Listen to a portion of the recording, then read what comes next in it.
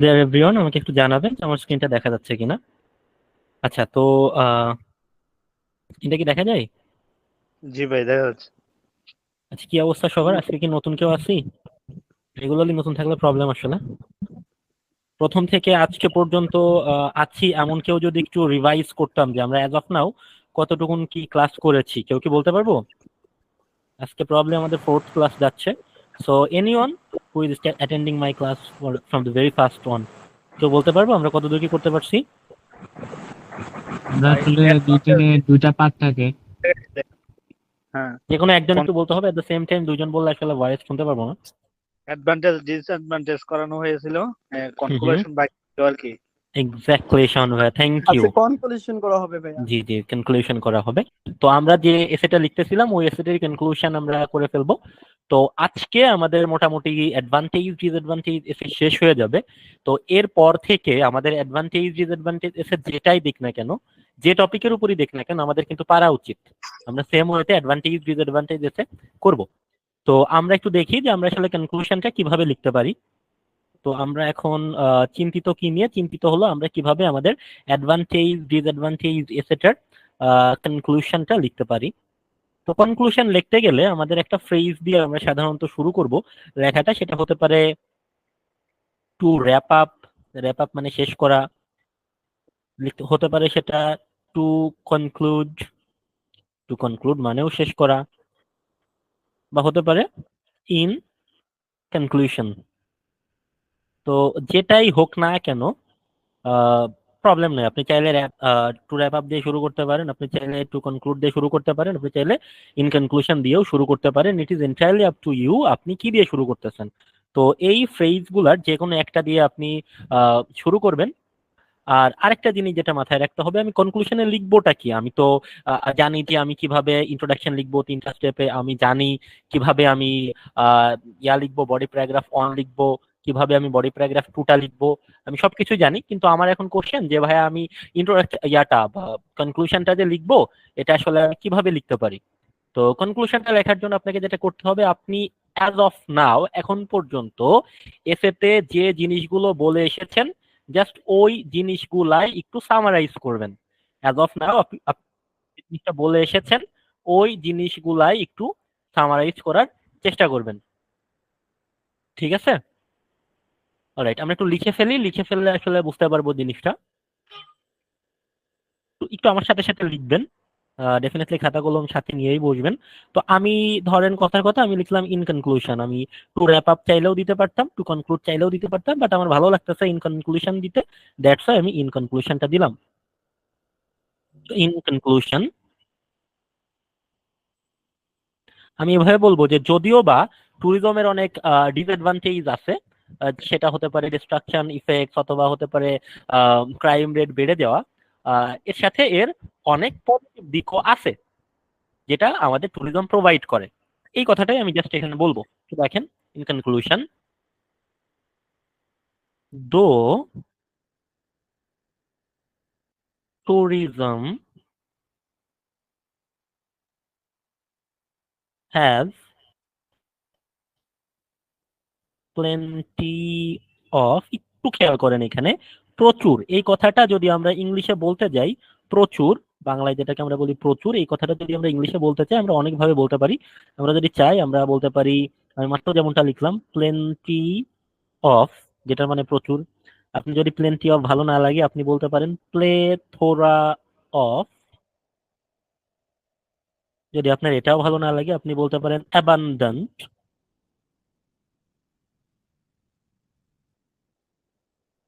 আপনার যদি এগুলো কোনোটাই মাথায় না থাকে তাহলে সবাই যেটা করবে আপনি সেটা বলে আসতে পারেন আ লট অফ।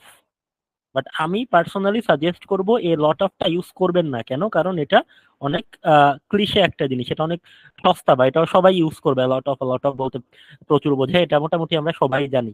কিন্তু প্লেথরা অফ, অ্যাবান্ডেন্টলি বা abundant, plenty of, in fact plenty অফও যথেষ্ট কমন, এ লট অফের থেকে একটু কম কমন। এই তিনটার যে কোনো একটা ইউজ করার চেষ্টা করবেন, যে অ্যাবান্ডেন্ট অফ ইউজ করা, অথবা প্লেথরা অফ, অথবা প্লেন্টি অফ, যে কোনো একটা ইউজ করেন। বাট লট অফ ইউজ করেন না পারতপক্ষে। কেন? কারণ এটা আসলে অনেক কমন, এটা সবাই ইউজ করবে। এগুলো একটু নোট রাখবেন। আচ্ছা, আমরা এখানে আসি। তো কি লিখতে গেলাম, although tourism has plenty of disadvantages, disadvantages such as uh, growth of crime rate বেড়ে যাওয়া, destruction of নেচার বলতে পারে, অথবা ডিস্ট্রাকটিভ ইফেক্ট বললাম, ডিস্ট্রাকটিভ ইম্প্যাক্ট। তবুও এর কিন্তু অনেক বেশি মানে অনেক ইয়াও আছে, কি বলে, পজিটিভ বা অ্যাডভান্টেজ গুলাও আছে। ওকে, কি লিখলাম, although tourism has plenty of disadvantages such as growth of crime rate, destructive impact, it has একবার আমি প্লেন্টি অফ ইউজ করে ফেলেছি, তো আমি প্লেন্টি অফ ইউজ না করে আমি let's say plethora of use করলাম। ইট হ্যাজ প্লেথরা অফ, একটু মুছে ফেলি,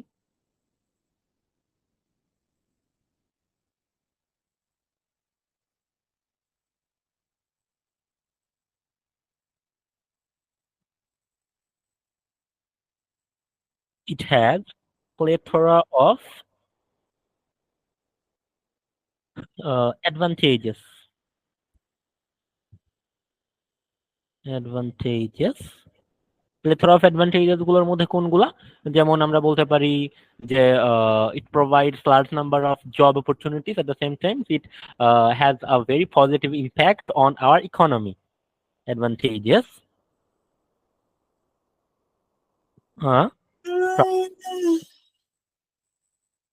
prime example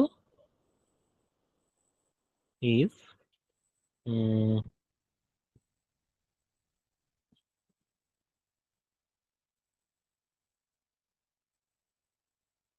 it provides job opportunities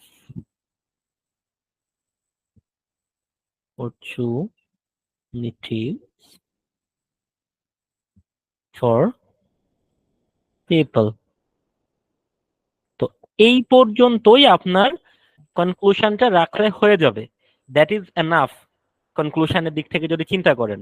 কিন্তু আপনাকে যদি বলে, কে যেন একটা কোশ্চেন করছিল সেকেন্ড ক্লাসে, যে ভাইয়া যদি ওইখানে কোন অপিনিয়ন চেয়ে বসে, যে তুমি কি কি মনে করো কোনটা আউটওয়ে করে, অ্যাডভান্টেজটা কি আউটওয়ে করে নাকি ডিসঅ্যাডভান্টেজটা আউটওয়ে করে, এই পার্টিকুলার কোশ্চেনটা যদি করে থাকে, তাহলে আর একটা লাইন অ্যাড করতে হবে যেটার মধ্যে আপনি স্লাইটলি আপনার অপিনিয়নটা দিবেন। আমি আবার বলতেছি, স্লাইটলি আপনার অপিনিয়নটা দিবেন কোথায়, একদম কনক্লুশনের লাস্ট লাইনে। কেন কনক্লুশনের লাস্ট লাইনে স্লাইটলি দিব? কারণ এইটা আমার অ্যাডভান্টেজ ডিসঅ্যাডভান্টেজ এসে, অপিনিয়ন বেসড এসে না। অপিনিয়ন বেসড এসে কমপ্লিটলি আলাদা, সেটা আমরা করব। বাট যেহেতু এটা সুবিধা অসুবিধা এসে, সেহেতু এখানে যদি আমার অপিনিয়নটা চেয়ে থাকে, যেমনটা চাই, আউটওয়ে করছে কি করছে না, তাহলে আমি জাস্ট এক লাইনের একটা অ্যান্সার দিব, তবুও সেটা দিব কোথায়, আমার কনক্লুশনে। তো আমার এই পার্টিকুলার এসেতে আমরা দেখেছিলাম, আমাদেরকে জিজ্ঞেস করেছিল যে অ্যাডভান্টেজটা কি ডিসঅ্যাডভান্টেজকে আউটওয়ে করে কি করে না। তো সেই জন্য আমি কনক্লুশনের লাস্ট লাইনে আমার নিজের একটা অপিনিয়ন দিব, সেটা ভাবে লিখবো যে I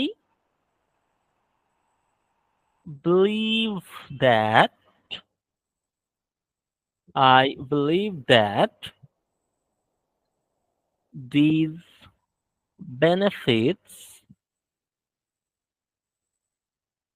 these benefits of tourism, আমি বলবো যে সুবিধাগুলো অসুবিধার থেকে বেশি।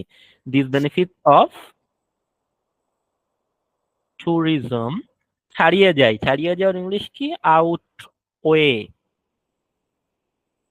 আউটওয়ে ইটস ড্রব্যাক। ড্রব্যাক বলতে আমরা সবাই জানি সেটা কি, অসুবিধা। ইটস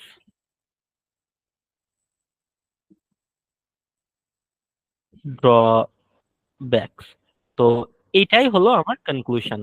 এইখান থেকে এই যে মাত্র যেখানে লিখলাম যে আই বিলিভ এর এই পার্টিকুলার পোর্শন থেকে আমরা যদি একটু এই অংশটা যদি আমরা আবার একটু স্ক্রুটিনাইজ করতে যাই, আমি বলবো আবার একটু দেখে নেন। এইটা বেসিক্যালি যদি যদি আমাকে বলে যে তুমি কি মনে করো এটা কি আউটে করতেছে কি করতেছে না, তখন এটা দিব, না হলে এটা দেওয়ার আসলে কোনো দরকার নাই।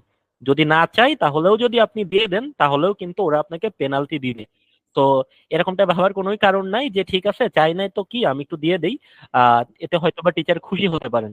জিনিসটা মোটেও এরকম না, যতটুকুন চাইবে ঠিক ততটুকুনই দিতে হবে, তার থেকে একটু বেশিও দেওয়া যাবে না, কম দিলেও কিন্তু অনেক ঝামেলা। বুঝতে পারলাম? রেসপন্স করতে হবে, অনলাইন ক্লাস রেসপন্স না করলে কিচ্ছু বুঝতে পারবো না। জি ভাই। জি জি ভাইয়া। জি ভাই বুঝতে পারছি। আচ্ছা, তো এটা কি লেখা হয়েছে? লেখা না হলে প্রবলেম নাই, জি আপনাদের তো ক্লাসের রেকর্ডিংস তো প্রোভাইড করাই হয়। দেন এগেন আমি আপনাদেরকে আর্জেন্টলি রিকোয়েস্ট করব যে ক্লাস একটু আমার ক্লাস স্পেশালি খাতা কলম নিয়ে বসবেন, বিকজ আমাদের রাইটিং এর ক্লাস মানে লেখালেখির কাজ। অন্য ক্লাসে আপনাদের হয়তো বা এতটা বেশি লেখালেখি নাও করতে হতে পারে, কিন্তু রাইটিং এর ক্লাস মাত্রই লেখালেখির ক্লাস। এবং রাইটিং এর ক্লাস কিন্তু রাইটিং আপনারা যখন এক্সাম দিবেন বা আপনাদের ফ্রেন্ড সার্কেলে যদি কেউ এক্সাম দিয়ে থাকে অথবা পরিচিতের মধ্যে যদি কেউ এক্সাম দিয়ে থাকে, তাহলে তাদের কাছে জিজ্ঞেস করবেন যে রাইটিং এর পোর্শনটা কিন্তু বাংলাদেশে একটু এমনিতেই মার্কস কম দেয়, টিচাররা একটু কিপটামি করে, I don't know Y, but বাংলাদেশের কনসেপ্টে আমি বারবার দেখেছি যে রাইটিং এ কিন্তু একটু কম মার্কস দিয়ে থাকে তারা। তো রাইটিং নিয়ে আমাদের অনেকেরই ভয় থাকে, রাইটিংটা যদি আমরা হেলাফেলা করি তাহলে কিন্তু বড় রকমের একটা কি বলবো একটা মারা আমাদের জন্য ওয়েট করতেছে, আমার রাখার সম্ভাবনা কিন্তু আছে। Sorry for my words, but এটাই আসলে ট্রু। এনিওয়ে, অ্যাজ অফ নাও আমরা যতটুকুন যা করলাম এই কনক্লুশনের মধ্যে কার কি কোশ্চেন আছে এক এক করে একটু জিজ্ঞেস করবেন কাইন্ডলি। ভাইয়া লাস্ট ওয়ার্ডটা কি একটু বুঝি নাই, লেখাটা মনে হয় মিসিং হয়েছে। আচ্ছা, লাস্ট লাস্ট ওয়ার্ড ওয়ার্ডটা আচ্ছা ড্র এটা ড্রব্যাকস। ও ড্রব্যাকস। অলরাইট, কার কি কোশ্চেন আছে?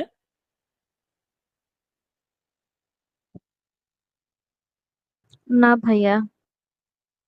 আচ্ছা, আর কারোর কি কোনো কোশ্চেন নাই? যদি কারোর কোশ্চেন না থাকে তাহলে আমরা পরবর্তী ইয়াতে আমরা প্রসিড করব। আমরা কি পরবর্তী পোর্শনে যাব? জি হ্যাঁ ভাইয়া। অলরাইট, এখন দেখেন এই কনক্লুশন দিয়ে আমরা কিন্তু আমাদের এসের যে চারটা পোর্শন থাকে, অ্যাডভান্টেজ ডিসঅ্যাডভান্টেজ পার্টিকুলারলি এই এসের যে আমাদের চারটা পোর্শন আছে সেটা কি? ইন্ট্রো, বডি প্যারাগ্রাফ 1,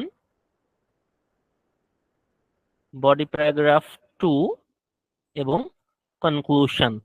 তো আমরা এখন কিন্তু এই ইন্ট্রো কমপ্লিট করছি, আমরা body paragraph 1 body paragraph 2 conclusion complete করছি। দ্যাট মিন্স আমাদের পুরা যে অ্যাডভান্টেজ ডিসঅ্যাডভান্টেজ এসে সেটা কিন্তু আমরা কমপ্লিট করে ফেলেছি। কাজে আমাদের এখন যে কোনো অ্যাডভান্টেজ ডিসঅ্যাডভান্টেজ এসে দিলে আমরা এই সেম অ্যাপ্রোচে সেটা সলভ করার চেষ্টা করব। বুঝতে পারছি? আমরা প্রথমে ইন্ট্রো লিখবো 3টা স্টেপে, আমরা আইডিয়া জেনারেট করব, জেনারেটেড আইডিয়া গুলোর মধ্যে একটা অথবা দুইটা হলে খুবই ভালো হয়। দুইটা অ্যাডভান্টেজ নিয়ে আমরা বডি প্যারাগ্রাফ 1 এ কথাবার্তা বলবো, দুইটা ডিসঅ্যাডভান্টেজ নিয়ে বডি প্যারাগ্রাফ 2 এর মধ্যে কথাবার্তা বলবো, এবং কনক্লুশনে আমরা বডি প্যারাগ্রাফ 1 2 তে যা করে এসেছি সেটারই একটা ব্রিফ সামারি দেবো 1 অথবা 2 লাইনের মধ্যে। এবং আমাদের যদি বলে যে তুমি কি মনে করো যে আউটওয়ে করছে কি করছে না, সেই কথাটা আমরা সেখানে উল্লেখ করব। বুঝতে পারলাম? জি ভাই। রাফসান ভাই, ওয়ার্ড লিমিটেশনের ব্যাপারটা এটা কিভাবে করব? ওয়ার্ড লিমিটেশনের ব্যাপারটা এটা আপনাকে একটু সতর্ক হতে হবে। আপনাকে দেখতে হবে যে আসলে আপনি যেতটুকুন জায়গা দেয় ওইটুকুন জায়গার মধ্যে বা আপনার এক পৃষ্ঠার মধ্যে কতটুকুন ওয়ার্ড ধরে, আপনাকে এটা বারবার প্র্যাকটিস করতে হবে, প্র্যাকটিস করে লিখতে হবে, লিখে আপনাকে কাউন্ট করতে হবে। আপনি যখন মক দিবেন তখন এটা খুব ভালোভাবে জাস্টিফাইড হয়ে যাবে, সেখানে খুব ভালোভাবে তারা আইডেন্টিফাই করে দিবে। সো এটা লিখতে লিখতে হয়, এটা আসলে আপনি একদিন লিখবেন একবার লিখবেন সেটা 250 থেকে 200 70 এর মধ্যে চলে আসবে, এটা আসলে ভেবে না, একদমই বোকামি।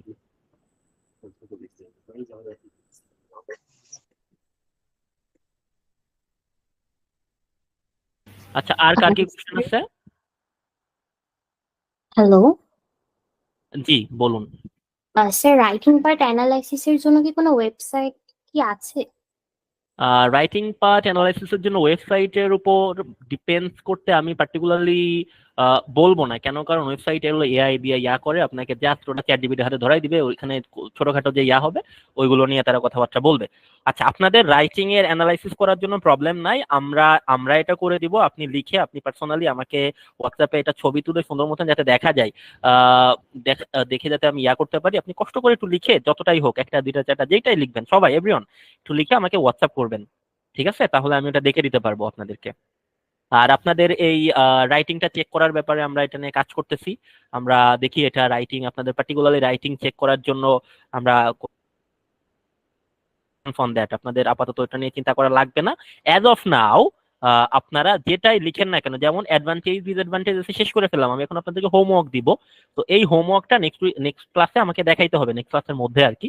তো সবারই দেখাইতে হবে, সবাইকেই আমাকে এটা কি করতে হবে, আমার হোয়াটসঅ্যাপে আপনার সুন্দর মতন এটা ছবি তুলে যাতে আমি পড়তে পারি এমন অ্যাঙ্গেল থেকে ছবি তুলে পাঠাবেন, তো দ্যাট দেখে আসলে একটা রেটিংস দেওয়া যায় বা আপনাদের প্রবলেমস গুলো কোথায় আছে সেটা আমি বলতে পারি ইন্ডিভিজুয়ালি। সব থেকে ভালো হয় যদি ইনবক্স করেন, কেন কি তাহলে ক্লাস থেকে টাইমটা চলে যায় না, ক্লাসের মধ্যে এগুলো নিয়ে কথা বলতে গেলে জাস্ট ক্লাসের যে টাইম, আমাদের ক্লাস টাইম তো লিমিটেড, সেই লিমিটেড টাইমটা আসলে ওইটা করার থেকে আপনারা যদি ইন্ডিভিজুয়ালি আমাকে পাঠান তাহলে সেটা করলে সব থেকে বেটার হবে। বুঝাইতে পারলাম এভরিওয়ান? জি ভাই।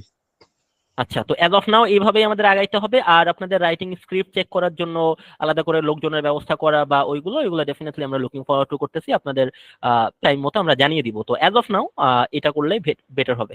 তো এখন পুরো এস এর উপর কার কোথায় কি কনফিউশন আছে আমাকে একটু বলেন, যে ভাই আমার এই পোর্শনটা একটু কনফিউশন আছে বা কনফিউশন অমুক পোর্শনে আছে। কনফিউশন থাকাটা কিন্তু জায়েজ আছে। তো এটা নিয়ে একটু কথাবার্তা বলতে হবে, বিকজ পরবর্তী এসেতে গিয়ে যদি বলেন যে ভাই এটাতে প্রবলেম আছে তাহলে একটু ঝামেলা হয়ে যাবে। ডেফিনেটলি আপনি যখনই বলবেন, যেভাবেই বলবেন, আমরা সেটা সলভ করব। আপনি চাইলে ইনবক্স করতে পারেন, আপনি ক্লাসের বাইরে ফোন দিয়ে জিজ্ঞেস করতে পারেন, you are welcome each and every ways you want to take. But then again এখন আমরা একটু যদি ডিসকাস করে ফেলি তাহলে পরবর্তীতে এই হ্যাসেলটা নেওয়া লাগে না, বিকজ এটা আপনাদেরই প্রবলেম হবে, আপনাদেরই আবার খুঁজে বের করতে হবে। তো অ্যাজ অফ নাও যতটুকুন যা পড়ছি, ততটুকুন যা দেখছি, তার মধ্যে কার কি প্রবলেম আছে একটু যদি বলতেন অন বাই অন। যদি কারো কোনো প্রবলেম না থাকে তাহলে সেটাও বলেন, যাতে আমরা পরবর্তী যে টাইপ সেখানে মুভ অন করতে পারি। আচ্ছা, সাইলেন্স আসলে এটা কোনো অ্যান্সার না, যদি না থাকে সেটাও বলতে হবে যে হ্যাঁ না ইউ ক্যান প্রসিড অন, আর যদি থাকে then we can discuss about that. আর চ্যাটে কেউ কিছু দিয়েন না, I am not following that chat, আসলে চ্যাট ফলো করা একটু টাফ হয়ে যায়, জাস্ট একটু আনমিউট করে কথা বলবেন। ভাইয়া প্রবলেম নাই তো। আচ্ছা ঠিক আছে। তো আপনাদের আমি 3টা অ্যাডভান্টেজ ডিসঅ্যাডভান্টেজ এসে প্রোভাইড করব, এই ক্লাসের শেষে আমি প্রোভাইড করতেছি। তো ওই এসের উপর আপনাদের সুন্দর মতন লিখতে হবে, কিন্তু ইটস নট অ্যাবাউট আপনি ইয়া থেকে চ্যাট জিপিটি থেকে লিখলেন অথবা অনলাইন থেকে কোথাও থেকে কপি পেস্ট করে দিলেন, জিনিস হয়ে কোনোভাবেই করবেন না। টার্নিটিন আছে অথবা হাজার হাজার ওয়েবসাইট আছে এই এআই লেখা বা আপনি কই থেকে কপি করতেছেন এগুলো দেখার জন্য, কিন্তু সো ডোন্ট ডু দ্যাট। আপনি নিজের মেরিট ইউজ করে লিখবেন। আর যে কোনো প্রবলেম এনিথিং, আমি এটা প্যারাফ্রেজ করতে পারতেছি না, আমি এটার থিসিস স্টেটমেন্ট দিতে পারতেছি না, আইডিয়া জেনারেট করতে পারতেছি না, you are always welcome to me. আপনি জাস্ট আমাকে একটা টেক্সট দিবেন, আমি যদি বিজি থাকি তাহলে আমি বলবো, আপনি পরে কল দিবেন, কথা হবে। বাট করতে হবে কাজটা। আপনারা যেটা করেন, আমার এক্সপিরিয়েন্স থেকে আমি যেটা দেখেছি, স্টুডেন্টরা প্রথমে প্রথমে ঠিক আছে পড়াটা জমাই। তো আনমিউট করবেন কাইন্ডলি, শাওন আহমেদ ভাই। ভাই আপনার, হ্যাঁ থ্যাংক ইউ। তো যেটা হয় আমি দেখেছি যে আমাদের যে এসে টাইপ, আমরা একটা এসে থেকে সুন্দরভাবে শেষ করে পরবর্তী এসেতে যাই, স্টুডেন্টরা ওই পার্টিকুলার এসেটা ফেলে রাখে, তারা বলে, ঠিক আছে পরে দেখবো। বাট ওই পরে দেখতে গিয়ে না, ওই পরে আর দেখা হয় না, তখন আমাদের স্টেপ গুলা ভুলে যায়। জিনিসটা খুবই সোজা, জিনিসটা খুবই স্ট্রেইট ফরওয়ার্ড। তো খুবই সোজা হওয়ার কারণে আমরা এটা বেশি অবহেলা করি, আমরা বেশি প্রোক্রাস্টিনেট করি। তো পরবর্তীতে এই সোজা জিনিস অনেক বেশি কঠিন হয়ে দাঁড়ায়। তো আপনারা ওইটা করবেন, আমি জানি সবাই ওটা করে। তো এটা না করার চেষ্টা করেন, দেন এগেন করবেন, and you guys are welcome to solve that. Anyway, পরবর্তী এসে টপিক যেটা নিয়ে আমরা ডিসকাস করব, এটা মোটামুটি আমাদের যতগুলো এসে টপিক আছে তার মধ্যে সব থেকে বেশি ইম্পর্টেন্ট, সব থেকে বেশি গুরুত্ব বহন করে এই পার্টিকুলার এসেটা। এবং রিসেন্ট এসের মানে রিসেন্ট এক্সাম গুলোর আপনারা যদি কোশ্চেন একটু অ্যানালাইসিস করেন, ফেসবুক গ্রুপস আছে অ্যাভেলেবেল, সেগুলোতে দেখবেন যে এখানে এই টাইপের এসেটা খুব বেশি দিচ্ছে। সেই এসেটাকে আমরা বলি discuss the both view and give your opinion. এসে টপিকটা কি? এসে টপিকটা হলো টপিক টপিকটা হলো কি, discuss the both views and give your opinion. আচ্ছা, একটু কথা বলি, কিছু খেয়াল করেন। আপনারা যে অ্যাডভান্টেজ ডিসঅ্যাডভান্টেজটা দেখলেন, এখানে বেসিক্যালি আপনারা একজন ক্রিটিক্স, একজন সমালোচকের রোল প্লে করেন। আপনারা বেসিক্যালি কি, আপনারা টক শোতে দেখেন না, সমালোচকরা বসে থেকে সরকারকে সমালোচনা করে, বিভিন্ন টপিক নিয়ে তারা ক্রিটিসাইজ করে। আমরা তাদেরকে ক্রিটিক্স বলি, বাংলায় বলি সমালোচক। তারা ওই কোন একটা টপিকের সুবিধা অসুবিধা নিয়ে কথাবার্তা বলে। তো আপনি যখন অ্যাডভান্টেজ ডিসঅ্যাডভান্টেজ এসে লিখবেন, তখন বেসিক্যালি আপনি একজন ক্রিটিক্স, আপনি একজন সমালোচক। আপনাকে যে কোনো একটা টপিক দেওয়া হয়েছে, আপনি সেই পার্টিকুলার টপিকের উপর সমালোচনা করে দুইটা দিকই তুলে ধরেন। আপনি সুবিধাগুলো নিয়েও কথাবার্তা বলেন, আপনি অসুবিধাগুলো নিয়েও কথাবার্তা বলেন। যেমন আপনি দেখবেন যে যখনই কোনো সরকার কোনো ইনিশিয়েটিভ নেয়, সরকার কোনো কিছু করতে যায়, সেটা নিয়ে দুই পক্ষের মধ্যে কথাবার্তা হয়। এক পক্ষ বলে যে ঠিক আছে, ইটস গুড, এর অনেক অ্যাডভান্টেজ আছে, আর এক পক্ষ বলে না, ইটস নট দ্যাট গুড, এটাতে আসলে অনেক ইয়া আছে, ডিসঅ্যাডভান্টেজ আছে। তো এরা কিন্তু সমালোচনা করে। তো এই সমালোচনা করে তখন যখন আপনাকে দেয়া হয় সমালোচনা করতে, মানে আপনি সমালোচক বেসিক্যালি। আমার কথা যেটা পয়েন্ট অফ যে আপনি অ্যাডভান্টেজ ডিসঅ্যাডভান্টেজ সেটা যখন লিখবেন, তখন আপনি একজন সমালোচক। কিন্তু আপনি যখন এই discuss the both view and give your opinion, এই পার্টিকুলার এসেটা লিখতে যাবেন, তখন আপনি বেসিক্যালি একজন বিচারক। একজন বিচারক কি করেন? একজন বিচারক বিচার কার্য পরিচালনা করেন। কিভাবে পরিচালনা করেন? তার দুইজন উকিল থাকে। উকিল দুইজনের মধ্যে একজন থাকে হলো মানে রাষ্ট্রপক্ষে, আর একজন থাকে আসামি পক্ষের উকিল। তারা দুইটা ভিউ, তারা ইয়ার সামনে, জাজের সামনে, বিচারকের সামনে দুইটা ভিউ তুলে ধরে। একজন উকিল একটা ভিউ তুলে ধরে, আরেকজন উকিল অন্য আরেকটা ভিউ তুলে ধরে। আমাদের বিচারক সাহেব এই দুই উকিলের ভিউটা দেখেই রায় দেয়, একটা পার্টিকুলার একটা ভার্ডিক্ট দিয়ে থাকে, নিজের অপিনিয়নটা দিয়ে থাকে।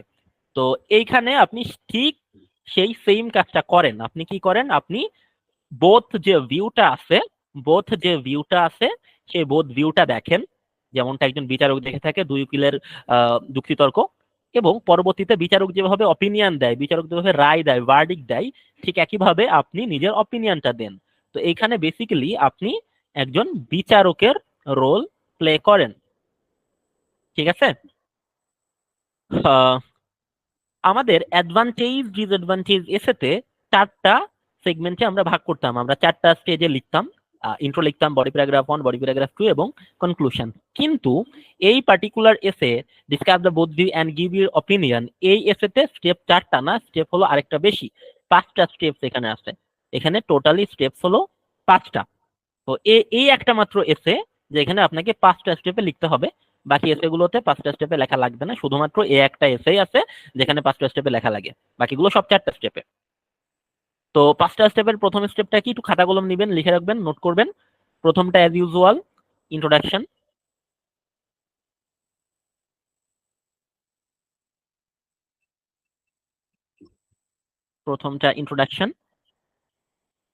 দ্বিতীয়টা হলো বডি প্যারাগ্রাফ 1, যেটাকে আমি সংক্ষেপে BP1 লিখলাম, যার মধ্যে আপনি আপনার প্রথম যে ভিউটা, দুইটা ভিউ থাকে, বোথ ভিউ বলতে দুইটা ভিউ বোঝানো হচ্ছে, সেই দুইটা ভিউর যে ফার্স্ট ভিউ আপনি সেটা দিবেন।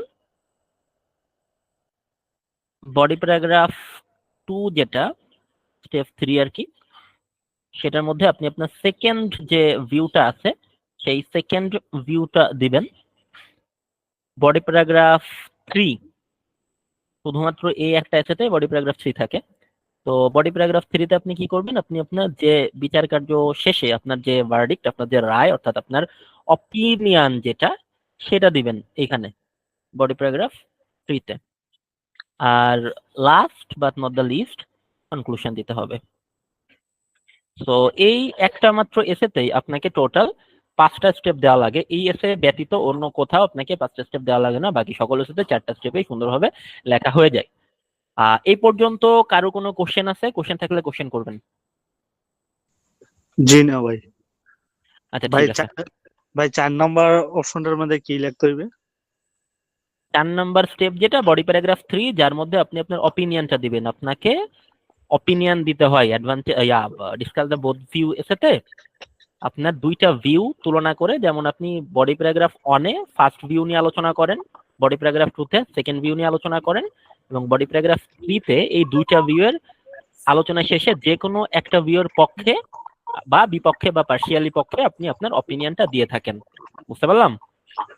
জি ভাই বুঝছি। এটা আরো যখন সুন্দরভাবে এসেটা লিখতে যাব তখন আমরা দেখবো এসেটা। এখন একটু অপিনিয়নের কথায় আসি। খেয়াল করেন, আপনাকে আপনি চাইলে যে কোনো অপিনিয়ন দিতে পারেন। এখানে একটা মানুষের কোশ্চেন থাকে যে ভাই আমি যদি পার্শিয়ালি অপিনিয়ন দিতে চাই আমি তাহলে কি করব? হ্যাঁ, আপনি যদি পার্শিয়ালি করতে চান করতে পারেন। আপনি দুইটাই সাপোর্ট করেন। পার্শিয়ালি করা মানে কি? মানে হলো আপনি দুইটা ভিউ সাপোর্ট করেন। আপনি চাইলে সেটাও দিতে পারেন। আপনি যেটা ইচ্ছে সেটাই দিবেন, প্রবলেম নাই। আপনাকে যে দুইটা ভিউয়ের যে কোনো একটার পক্ষে অপিনিয়ন দিতে হবে এরকম কোনো কথা নেই। আপনি চাইলে দুইটা ভিউতে বলতে পারেন ঠিক আছে আমি দুইটাই সাপোর্ট করি, আমি মনে করি আসলে দুইটাই ওকে আছে। তো এটা করলে ওকে আছে বলে আমি মনে করি এবং আমি সেভাবে লিখি, আমি সেভাবে নাম্বার পাইছি। আমি আমার এসেতে আমার আমার মেইন যে এক্সাম সেখানে discuss the both give opinion essay আসছিল, আমি সেটা লিখে আসছিলাম and I got number. So এটা কোনো না। অনেকের কনফিউশন থাকে যে ভাই আমরা যদি দুইটা ইয়াতেই অপিনিয়ন দিয়ে দিই তাহলে এটা কি মার্ক ডিডাক্ট করবে কিনা? না, এটা মার্ক ডিডাক্ট করে না। আচ্ছা, তাহলে এই পর্যন্ত কারো কোনো কোশ্চেন নাই, তাই তো?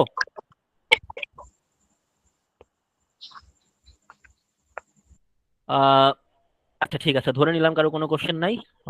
যেহেতু কেউ কোনো কথা বলতেছেন না, সো লেটস মুভ অন। আচ্ছা, একটু মিউট করবেন প্লিজ। আচ্ছা, জাহিদ ভাই বোধহয় আওয়াজ আসতেছে।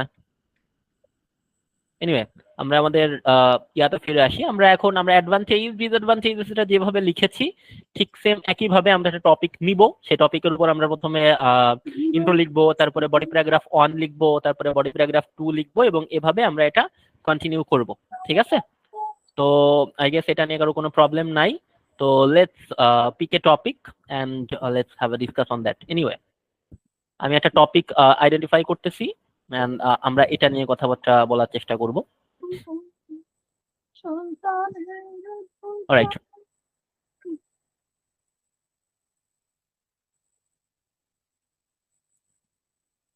আচ্ছা, আচ্ছা আমি কি এটা এখানে লিখবো নাকি টপিকটা চ্যাটে দিয়ে দিব? একটু বলবেন। আপনি আপনার যেভাবে বলবেন আমি সেভাবে এটা করব। লিখেন ভাই, কনসেন্ট্রেশন এদিকেই থাক। আচ্ছা ঠিক আছে, ঠিক আছে, অলরাইট।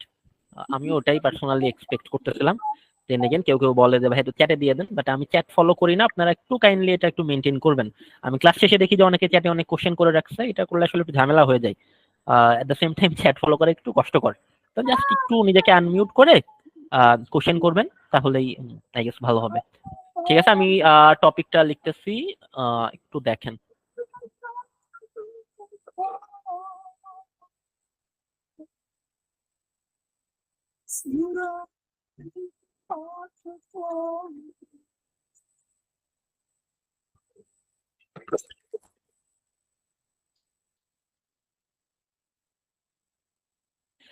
অলরাইট, আমি জাস্ট একটা টপিক লিখতেছি যে টপিকের উপর আমরা করব। আমরা জানি যে আমাদের যে কোনো এসে টপিকেরই দুইটা পোর্শন থাকে। যে কোনো এসে টপিক আমাদেরকে যখন দেয় ওই এসের দুইটা অংশ থাকে।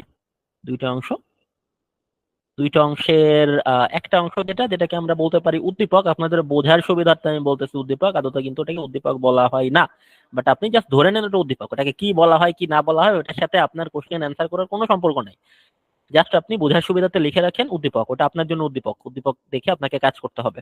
এবং আরেকটা সেটা হলো ডিরেকশন, যেটাকে আপনাকে যে পোর্শনে আপনাকে বলে দিবে আপনি কিভাবে কি করবেন। তো সেই উদ্দীপকের অংশটা আগে লিখি। জিনিসটা এরকম যে it is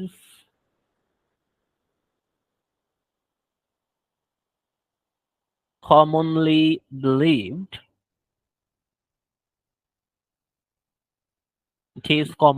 believed that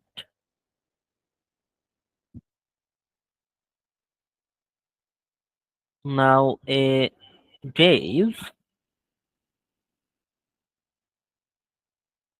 main factors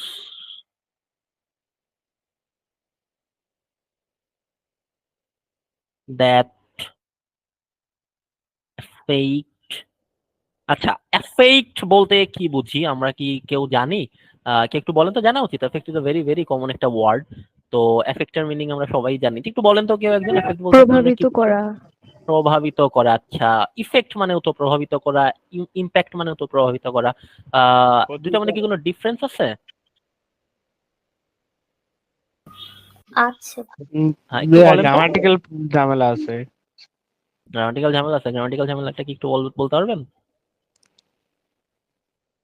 যেমন হচ্ছে কি এই এফেক্ট মানে হচ্ছে কি ভার্ব। এফেক্ট মানে ভার্ব আর ইফেক্ট মানে ভার্ব না? না, আচ্ছা ঠিক আছে, জিনিসটা ওরকম না। এফেক্ট বলতে দেখেন, ইফেক্ট, ইমপ্যাক্ট, এফেক্ট, এই তিনটা ওয়ার্ড, এবারে আরো অনেক ওয়ার্ড আছে ইনফ্যাক্ট, প্রত্যেকটার মিনিং আসলে একই রকম হয়ে থাকে, প্রভাবিত করা। তো জিনিসটা যদি বাজেভাবে প্রভাবিত করে সেটাকে আমরা বলবো effect. Bad impact, bad effect বলি না আমরা, ব্যাড ইফেক্ট, ব্যাড ইম্প্যাক্ট। তো সেই ব্যাড কথাটা না ইউজ করে আমরা জাস্ট বলতে পারি এফেক্ট। এফেক্ট মানে বাজেভাবে প্রভাবিত করা। যেমন ধরেন আমরা যারা ধূমপান করি, আমরা জানি এটা আমাদের শরীরকে বাজেভাবে প্রভাবিত করে, তবুও আমরা এটা করি। তারপরে মনে করেন আমরা অতিরিক্ত তেল চর্বি জাতীয় খাবার দাবার খাওয়া দাওয়া করি, এগুলো বেসিক্যালি আমাদের শরীরের জন্য অনেক এফেক্টিভ। হ্যাঁ, এগুলো আমাদের এফেক্ট করে থাকে। তো এফেক্ট বলতে প্রভাবিত করা বা মানে বাজেভাবে প্রভাবিত করা বা ক্ষতিগ্রস্ত করা, বাজে একটা প্রভাব ফেলা। ঠিক আছে, তো এটা একটু এখানে আমাদের লেখা লাগতেছে, একটু দেখেন। Factors that effect child's development, child's development, সেগুলো কি? সেগুলো আর ধরেন মিডিয়া, ফ্রেন্ডস,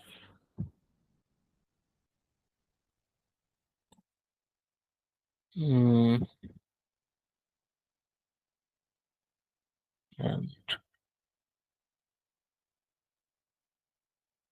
new exposure। আচ্ছা, এক্সপোজার মানে তোমরা সবাই জানি নাকি? এক্সপোজার বলতে বেসিক্যালি বোঝানো হয় মুক্তি, বা কি বলবো, ধরেন আপনি যখন হুট করে বাসা থেকে বাইরে চলে আসেন, ইউনিভার্সিটিতে পড়াশোনা করতেছেন অথবা বাসার বাইরে চলে আসতেছেন, আপনি বেসিক্যালি একটা এক্সপোজার পান। এটাকে ভালো করে যদি বলতে গেলে বলতে হয় আসলে ফুল যেমন ফুটে ওঠে না, অনাবৃতকরণ বা এই টাইপের একটা কোনো কিছু। একটু দেখে নিবেন ইয়াতে ডিকশনারিতে কি বলতেছে, বাট এটা বেসিক্যালি এক্সপোজার বলতে ফুটে ওঠা বা ওই টাইপের। এক্সপোজার প্রকাশ পাওয়া এরকম প্রকাশ বোঝায়। পাওয়া, জি জি, ওই টাইপের কিছু একটা। ইটস নট ইম্পর্টেন্ট, আপনাকে বাংলা মিনিংটাই জানতে হবে। আপনি মিনিংটা বুঝতেছেন কিনা, বুঝে সেটা ইংলিশে ইউজ করতে পারতেছেন কিনা, দ্যাটস ইম্পর্টেন্ট। আচ্ছা, যাই হোক, আমরা ইয়াতে আসি। অন্য একটা point of view, a different point of view, different point of view is that family plays the most significant role.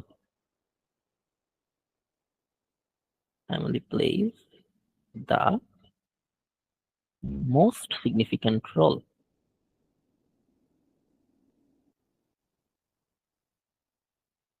আচ্ছা, এই হলো আমার কোশ্চেনের দেওয়া দুইটি অংশের প্রথম অংশ, উদ্দীপকটা। এরপরে আপনাকে কি দিবে? ডিরেকশন দিবে। একটু জায়গা রেখে ওরা লিখবে ডিরেকশনটা।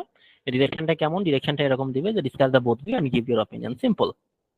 এরকম দিয়ে বলবে যে discuss the both views and give your opinion। আপনি বোথ ভিউটা ডিসকাস করবেন এবং নিজের অপিনিয়নটা দিবেন। আপনাদের সুবিধার্থে আমি এই জিনিসটা যেটা আছে, আমি তো এটা নিজে বানাই নাই, আমি একটা ওয়েবসাইট থেকে এটা পাচ্ছি বেসিক্যালি, যেখানে আরো অনেক এসে আছে। আপনাদেরকে সব ওয়েবসাইটের লিঙ্কস আমি প্রোভাইড করবো, বাট সবার শেষে, এখন না। তো আমি আপনাদের সুবিধার্থে এই এসেটা চ্যাট বারে দিয়ে দিলাম। এটা বেসিক্যালি আপনাকে যখন কোশ্চেনটা দিবে তখন এটা দেখতে কেমন দেখাবে সেটা একটু দেখার জন্য আপনারা একটু দেখতে পারেন, একটু চ্যাট বারটা চাইলে চেক দিতে পারেন। জিনিসটা বেসিক্যালি এরকম দেখাই। তো যাই হোক, আমাদের কাজ কি? আমাদের কাজ হলো প্রথমত ইন্ট্রোডাকশনটা লেখা। তো কেউ একজন বলেন তো আমরা ইন্ট্রোডাকশনটা কিভাবে লিখি?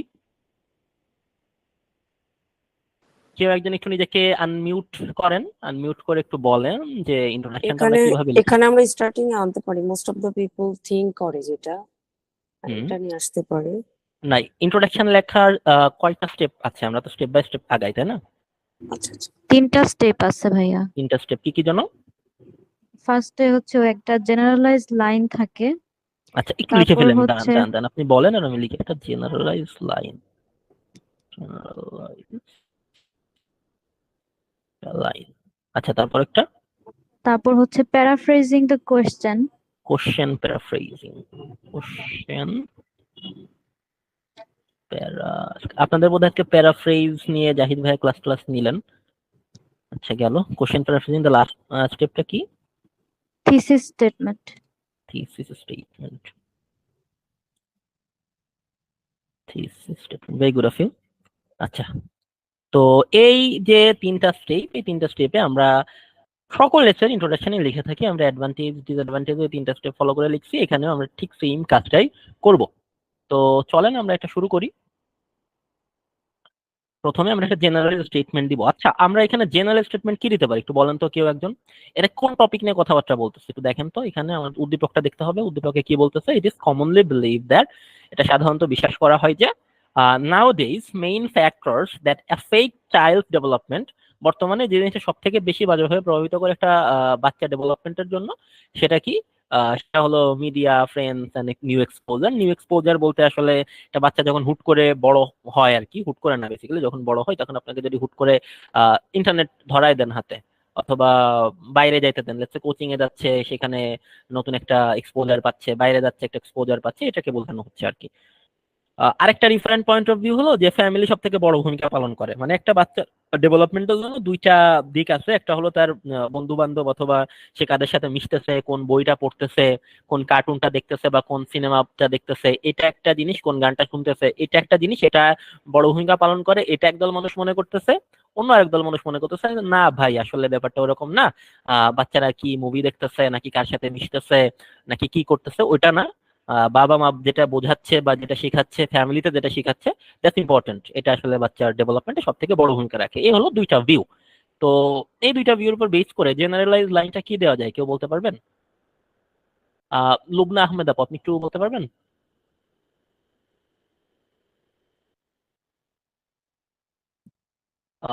রাইট, হ্যাঁ যদি কিছু আপনার মাথায় থাকে একটু বলেন, কি কি লিখতে পারি আমরা এখানে?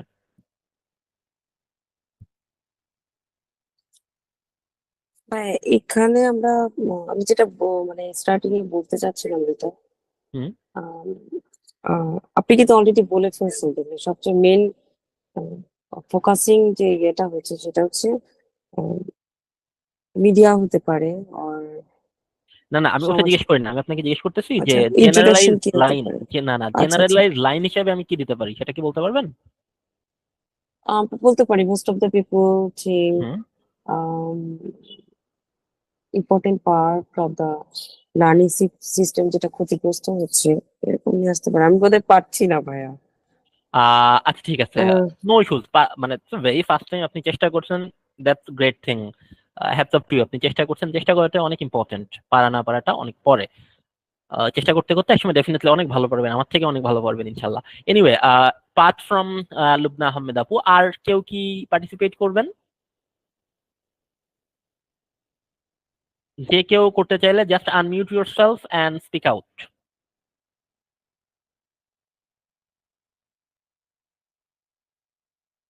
অলরাইট, কেউ যদি না করতে চান it's totally fine, we can move forward. আমি লিখতেছি, আপনারা একটু দেখেন।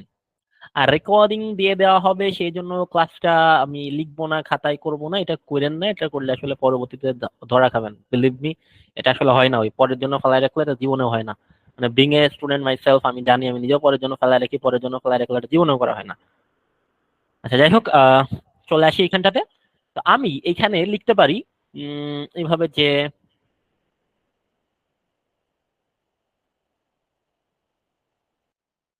একটু দেখেন, তো বিহেভিয়ার, এটা আমার এখন মাথায় যেটা আসতেছে আমি এখন সেটা লিখতেছি, আমি 2 মিনিট পরে হয়তো বা অন্য কোনো কিছু মাথায় আসবে সেটা লিখবো, বাট যেটাই লিখি না কেন সেটাকে কি হতে হবে, সেটাকে এটা জেনারেলাইজ হইতে হবে। জেনারেলাইজ বলতে আমি কি বোঝাচ্ছি? আমি বোঝাচ্ছি যে এমন একটা লাইন যেটা আমার এই উদ্দীপক যেটা আমি লিখছি তার সাথে খুব ভালোভাবে যাবে, রেলেভেন্ট হইতে হবে, এবং সেটা আসলে বিতার্কিক হইতে পারবে না, সেদিন আপনি ডিসপিউটে চলে যাবেন, জিনিসটা এমন হইতে পারবে না। তো আমি সেটা এরকম দিব, the behaviour of A person is shaped up when that very person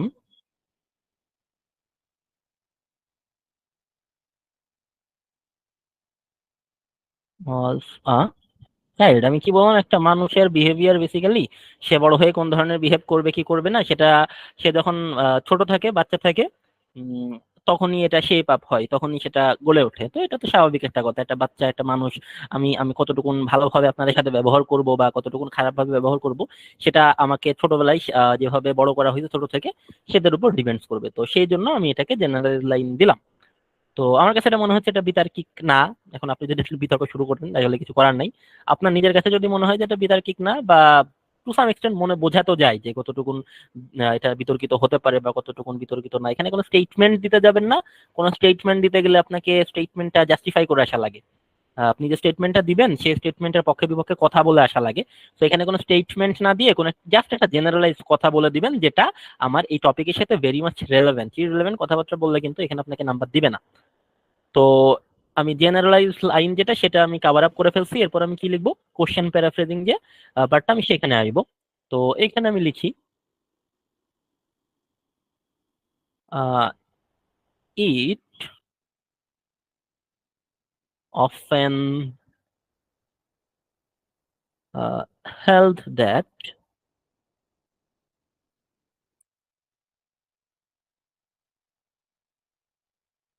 teachers uh, peers peers বলতে বেসিক্যালি ফ্রেন্ডস যারা আছে তাদেরকে বোঝানো হয়, and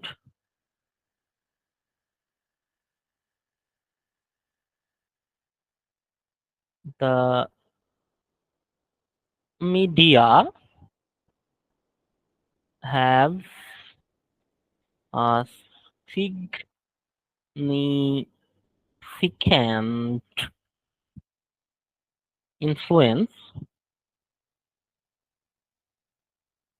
significant influence on the life of children, while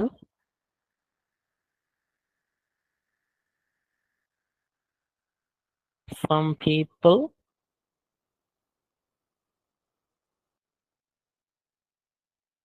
argue বলতে তর্ক করা বা করা, বিতর্ক করা, এই টাইপের একটা কিছু। argue that কি নিয়ে আর্গিউ করে, তারা বলে যে ঠিক আছে মিডিয়া বা ফ্রেন্ডসদের ইনফ্লুয়েন্স না বা ফ্যামিলির ইনফ্লুয়েন্সটাই সব থেকে বেশি কাজ করে। I believe that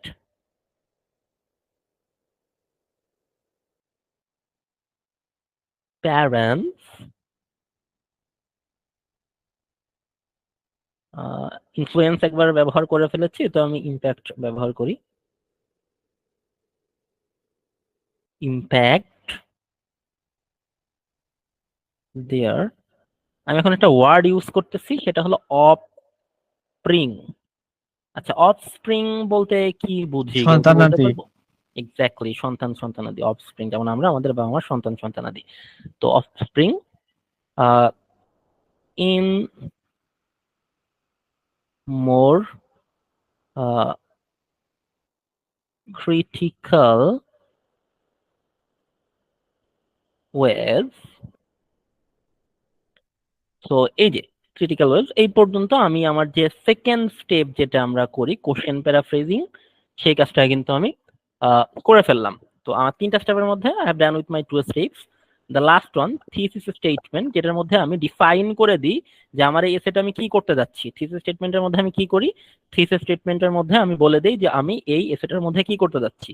এবং এই থিসিস স্টেটমেন্ট এটা কিন্তু এসে টু এসে ভ্যারি করে, প্রত্যেকটা এর জন্য আলাদা আলাদা থিসিস স্টেটমেন্ট। এবং আমি যেটা লিখে দিব আপনারা একটু কষ্ট করে এটা মাথায় রাখবেন, মুখস্থ রাখবেন টু বি প্রিসাইজ, যে এসেটা দিবে, যে এসেটার জন্য যে থিসিস স্টেটমেন্ট, সেই থিসিস স্টেটমেন্টটা ইয়ার মধ্যে ইন্ট্রোডাকশনের মধ্যে লাস্ট লাইনে মেনশন করে দিবেন।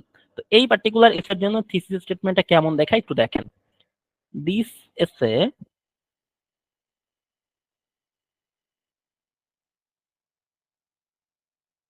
will discuss both the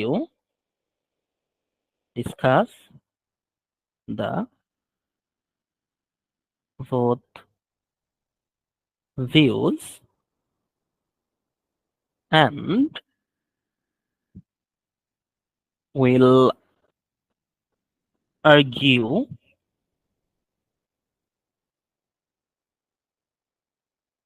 in favor of on, মানে একটার পক্ষে আর্গিউ করব বা একটার পক্ষে, আমি যে কোনো একটার পক্ষে আমি পার্শিয়ালি অপিনিয়ন দিব না, আমি যে কোনো একটার পক্ষে যাব। আমি আইদার বলবো যে বাবা মা সব থেকে ভূমিকা রাখে, অর বলবো যে বা প্যারেন্টস কি বলে টিভি মিডিয়া হ্যান ত্যান যেগুলো আছে সেগুলো ভূমিকা রাখে। তো আমি যে কোনো একটার দিকে যাব, সেই জন্য আমি এখানে বলতেছি ইন ফেভার অফ অন, যে কোনো একটা। তো আপনি চেষ্টা করবেন যে কোনো একটার পক্ষে দেওয়ার, বাট আপনি যদি সিচুয়েশনটা দেখেন যে আপনি যে কোনো একটার পক্ষে যাইতে পারতেছেন না, তাহলে আপনি এখানে একটু মেনশন করে দিবেন যে this is will discuss both views and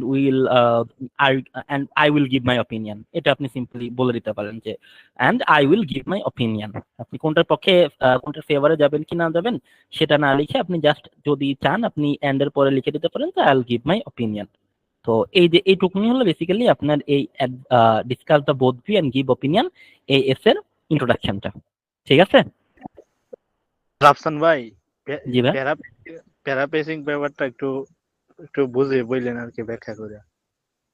paraphrasing এর ব্যাপারটা ভাই আমরা প্রথম দিনে দেখেছিলাম। প্যারাফ্রেজিংটা কিছুই না, প্যারাফ্রেজিং মানে হলো একই কথা ঘুরায় ফেরায় লেখা।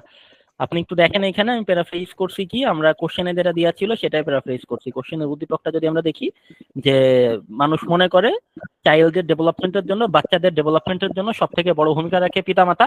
আরেক দল মানুষ মনে করে যে না, পিতামাতা না, সব থেকে বড় ভূমিকা রাখে কোনটা, তাদের যে পিয়ার্সরা আছে, পিয়ার্স বলতে ফ্রেন্ডসরা বোঝায়, অন্যান্য culture pop culture and stuff যেটা আছে সেইগুলা। তো বেসিক্যালি আমরা ওই একই কথা ঘুরাই ফিরাই লিখছি। প্যারাফ্রেজিং বলতে আমরা এটাকে বুঝি। ভাই এখন এখানে আপনারা যদি চান তাহলে প্যারাফ্রেজিং এর উপর আমি টাইম দিয়ে কোন একটা ক্লাসে একটু আমরা ইন ডিটেইলসে কথাবার্তা বলতে পারি। আসলে এখানে সবাই একই লেভেলের না, কেউ কেউ প্যারাফ্রেজিং দেখা যাচ্ছে অনেক ভালো পারেন, কেউ কেউ একদমই জানেন না। সো এটা ভ্যারি করবে ডেফিনেটলি। এই জিনিসটা আমি এতদিন ধরে যতদিন পড়াচ্ছি সবার মধ্যে দেখছি যে পার্টিকুলারলি এই সেগমেন্টে এসে সবাই একটু নড়বড়ে অবস্থায় থাকে। তো প্যারাফ্রেজিং আসলে কিছুই না, প্যারাফ্রেজ মানে আসলে একই কথা ঘুরাই ফিরাই লেখা। আপনি চাইলে সিনোনিমাস ওয়ার্ড যুক্ত করতে পারেন বা বাদ দিতে পারেন। So if you guys want, আমরা তাহলে এই প্যারাফ্রেজিং এর উপরে একটা কাজ করতে পারি, একদিন দেখা যাচ্ছে টাইম দিয়ে করলাম। তো সেটা আপনারা করতে চান কিনা সেটা আপনাদের জাহিদ ভাইয়াকে বলতে হবে। এন্ড ভাই যদি আমাকে বলে তাহলে ডেফিনেটলি আমি এটার উপর আপনাদেরকে ক্লাস দিব। সো তার জন্য আপনাদেরকে ইচ্ছা পোষণ করতে হবে, then we can proceed on with this. Okay, ঠিক আছে ভাই। ভাই প্যারাফ্রেজিং ইটসেলফ এটা আলাদা করে একটা ক্লাস ডিমান্ড করে। এটা এত সোজা জিনিস আসলে না, আমরা যারা পারি প্যারাফ্রেজিং ডেফিনেটলি আমরা জানি, it's not that easier thing to do.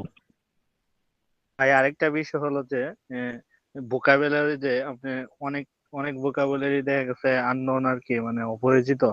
হ্যাঁ, এর জন্য নির্দিষ্ট কোনো ইয়া আসেনি বা ভোকাবুলারি কিছু এর জন্য? ভাইয়া দেখেন, ভোকাবুলারির যে ব্যাপারটা, ভোকাবুলারির কোনো শেষ নাই।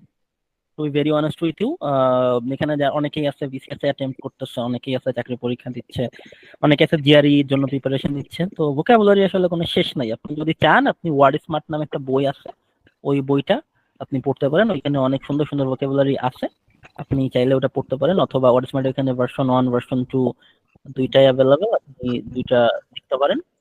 আর এমনিতে আপনি রাফসান ভাই, Hello? সাইফোর্স স্টুডেন্ট ভোকাবুলারি এটা পড়লে হবে? ভাই যে কোনো জায়গা থেকে আপনি পড়লেই হবে। আপনি পড়তেছেন কিনা সেটা ইম্পর্টেন্ট। আপনি সাইফুডস থেকে পড়েন নাকি মেন্টরস এর বই থেকে পড়েন নাকি ওয়ার্ড স্মার্ট পড়বেন নাকি টফেলসটা পড়বেন, it is entirely up to you. আমি জাস্ট এটা একটা বললাম অ্যাজ এ রেফারেন্স। আপনি এটা যদি ভালো না লাগে আপনি এটা নাও পড়তে পারেন। আর আপনি যদি আমাকে বলেন যে ভাই আপনি আমাকে কিছু দেন সেখান থেকে পড়ি, I can do that for you. আমি দুইটা লিংক আজকে তাহলে শেয়ার করে দিতে পারি, যদি সবাই চায় আপনারা সেখান থেকে পড়তে পারেন। ভাই এটা দিলে অনেক উপকার হতো আর কি, আপনি যদি কিছু দিতেন। আচ্ছা, সেখানে 500 থেকে 600 মতন ভোকাবুলারি আছে, আপনারা চাইলে ওগুলো দেখতে পারেন। অনেকেই দেখবেন যে ওর মধ্যে অনেক ওয়ার্ডই জানেন, অনেক ওয়ার্ডই জানেন না। সো ওইটা একটু দেখতে পারেন। জি ভাই, এটা দিলে একটু ভালো হইতো আর কি, শেয়ার করলে আমাদের। গ্রুপে দিয়ে দিলে। আচ্ছা ঠিক আছে, ডেফিনেটলি শেয়ার করবো। আর আইএলটিএস এর জন্য আপনারা চেষ্টা করবেন, আপনারা টপিক ওয়াইজ ভোকাবুলারি পড়ার চেষ্টা করবেন। আপনাদের একটা ওয়েবসাইটের লিংক আমি প্রোভাইড করব, সেই ওয়েবসাইটে আপনারা দেখবেন যে টপিক ওয়াইজ ভোকাবুলারি দেওয়া আছে। ওয়েবসাইটের নাম হলো vocabulary.com, হয়তো বা অনেকেই ওয়েবসাইটটার নাম জানেন। তো vocabulary.com ওয়েবসাইটটাতে গেলে ভ্যারিয়াস টাইপস অফ ভোকাবস পাওয়া যায়। সো আইল শেয়ার দ্যাট লিংক। বাট আমি যদি ইন কেস ভুলে যাই, আমাকে একটু গ্রুপে মেনশন দিয়ে একটা মেসেজ দিবেন, অথবা কেউ পার্সোনালি এসে মেসেজ দিলেও হবে। আমার অনেক কাজ থাকে, সো দেখা যাচ্ছে ভুলে যেতেই পারি। সো ইন কেস ভুলে যাই, প্রবলি ভুলবো না, তো যদি ভুলে যায় আর কি, তাহলে জাস্ট একটা রিমাইন্ডার দিবেন। আচ্ছা গেল, ওগুলো প্রোভাইড করা হবে। আর আপনাদের অ্যাজ অফ নাও আমি যতটুকুন যা দেখাইলাম, এর মধ্যে কার কি কোশ্চেন আছে একটু করেন।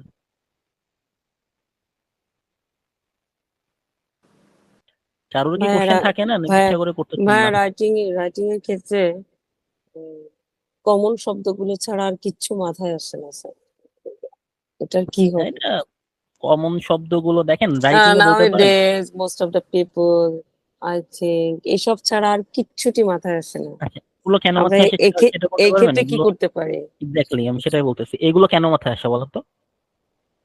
এগুলো মাথায় আসে কারণ আপনি মোটামুটি 7-8 থেকে ক্লাস এটা দেখে আসতেছেন, সেই জন্য বারবার বারবার সামনে আসছে। রট লার্নিং করে আপনি এগুলো শিখে ফেলছেন। তো রাইটিং আপু সব থেকে ভালো করার ওয়েটা কি জানেন? ভালো রাইট আপ পড়া, ভালো ভালো রাইটিং স্যাম্পল পড়া। তো এটার জন্য আপনাকে কিছু বই টই ফলো করা উচিত। আমি একটা পার্টিকুলার বই আপনাদেরকে সাজেস্ট করব, I am not branding anything.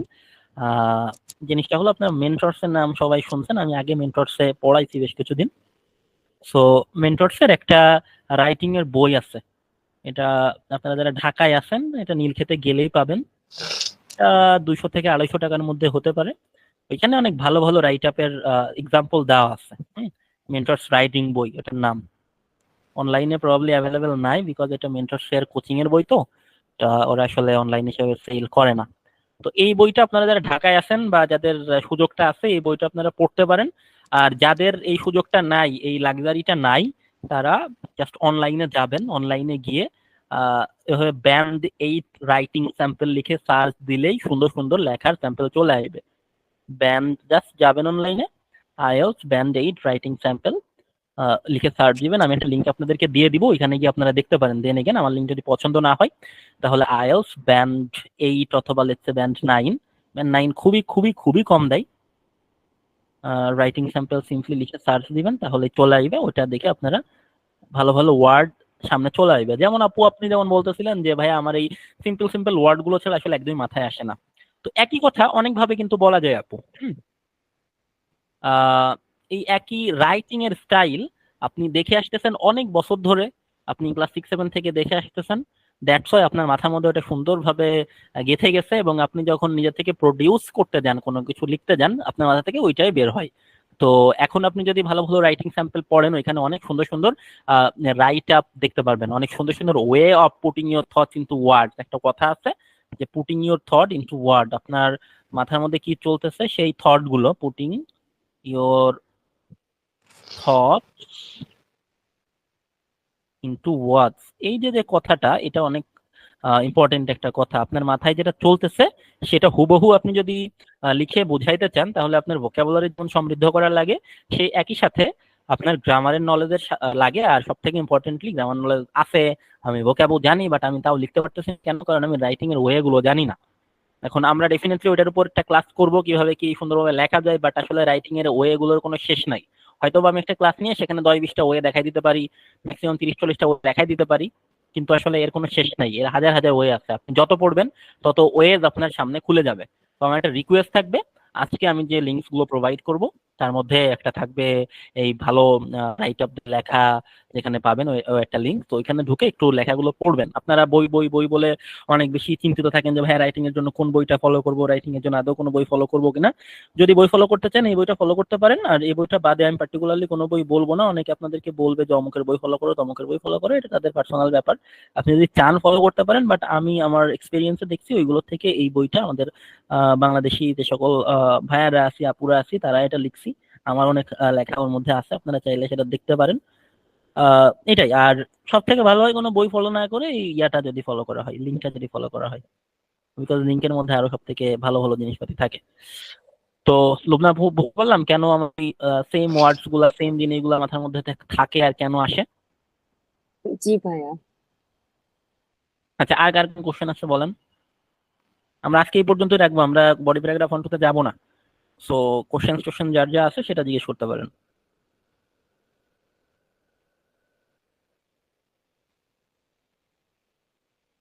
কারোরই কোনো কোশ্চেন নাই? অলরাইট, যদি কারো কোনো কোশ্চেন না থাকে তাহলে then we can take leave. আমাদের ক্লাস আজকে এই পর্যন্তই।